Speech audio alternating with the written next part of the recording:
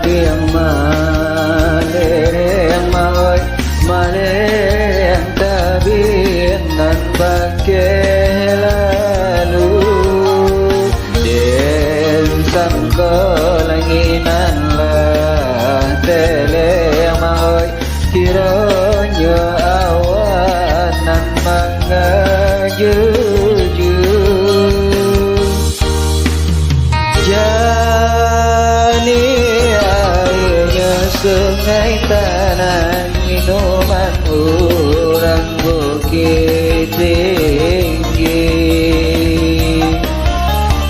Tuhan kan tak sanan bola topang badan kami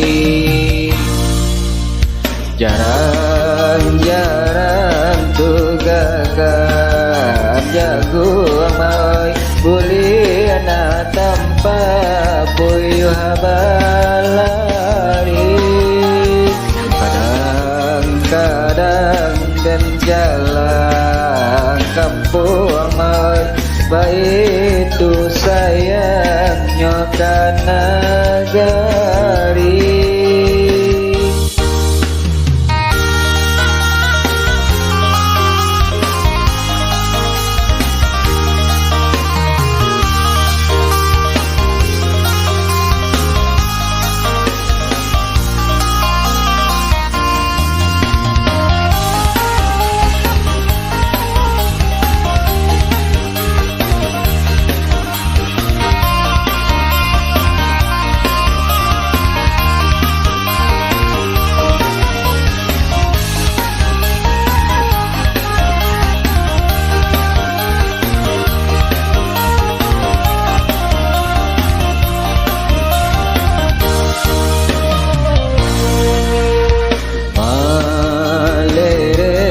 tabiang malereng maoy malereng tabiang nan bagai lalu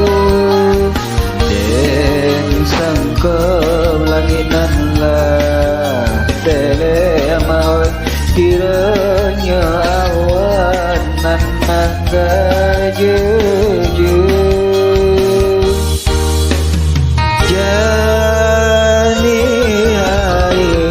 sungai kanan minuman orang bukit tinggi Tuhan kan tak ada sanan bola topang badan kami jarang-jarang tugakan jago amai boleh anak tanpa